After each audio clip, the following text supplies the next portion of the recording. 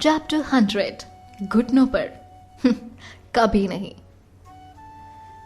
ये लड़की सच में बहुत बेवकूफ है, जिसे अभी भी ये समझ में नहीं आ रहा कि इसकी जिंदगी बस खत्म होने वाली है। बबीता उसका मजाक उड़ाते हुए कहती है, आरती, इससे बात करने में अपना टाइम वेस्ट मत करो।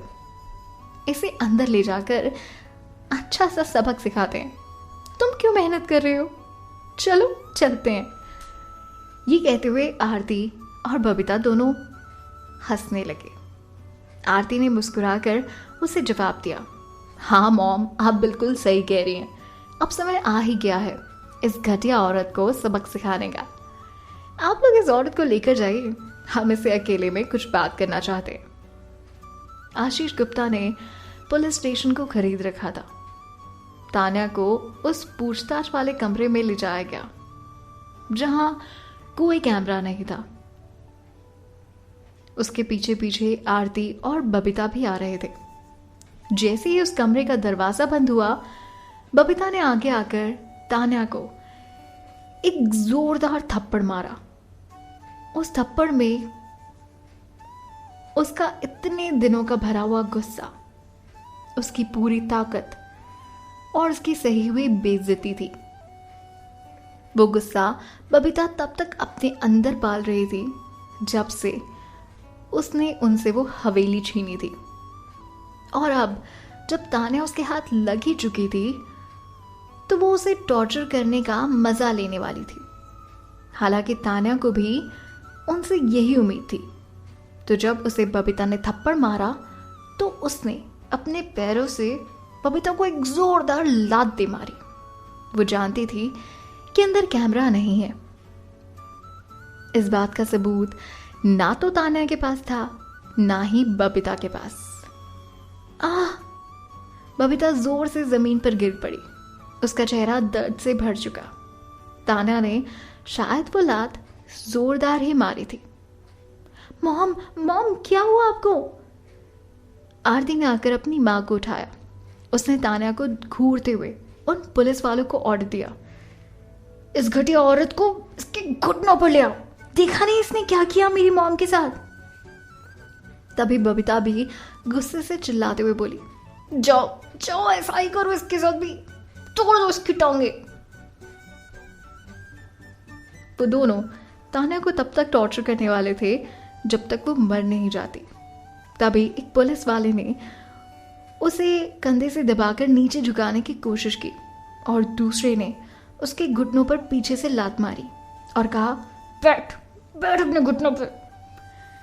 तान्या ने बहुत कोशिश की कि वो ना झुके, पर एक औरत दो ट्रेन्ड पुलिस वालों के साथ कैसे लड़ सकती थी, जो कि उसे बार बार उसके पांव पर घुटने पर मारे जा रहे थे ताकि तान्या अपने घुटनों पर गिर जाए।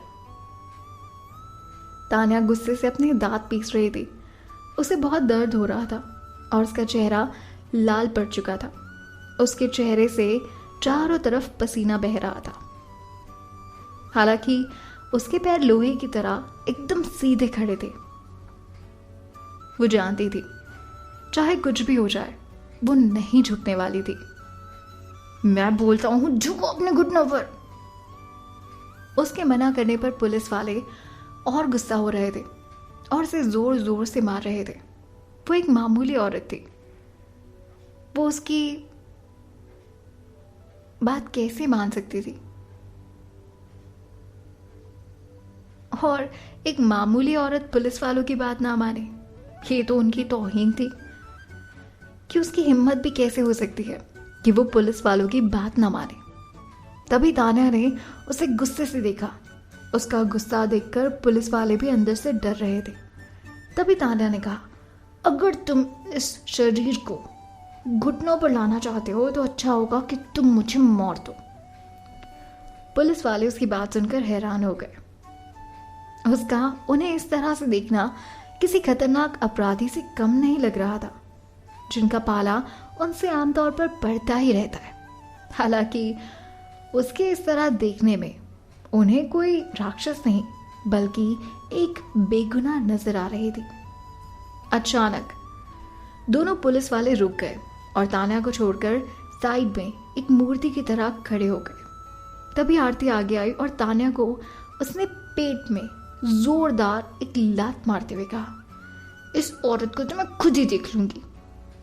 तान्या ने दर्द से भरा हुआ अपना सिर ऊपर उठाया। आरती 6 लंबी इंच एक अच्छी खासी हील पहन रखी थी। उसकी ताकत और उसकी हल्की नोक तान्या के पेट में लगभग छेद कर चुकी थी।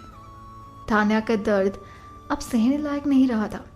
उसके चेहरे से पसीना अब जमीन पर टपकने लगा, पर इतना सब होने के बावजूद उसके चेहरे पर कोई डर नजर नहीं आ रहा था।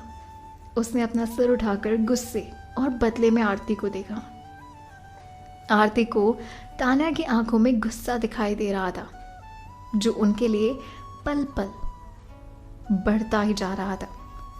इससे तान्या का कोई इरादा, जो अगर कमजोर भी रहा हो, वो और भी ज्यादा पक्का हो चुका था।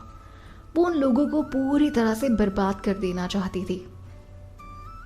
आरती ने कोने में रखा हुआ पुलिस का डंडा देखा, उसे उठाया और कस के पकड़कर तान्या के सिर पर जोर से मारने के लिए ऊपर उठाया और फिर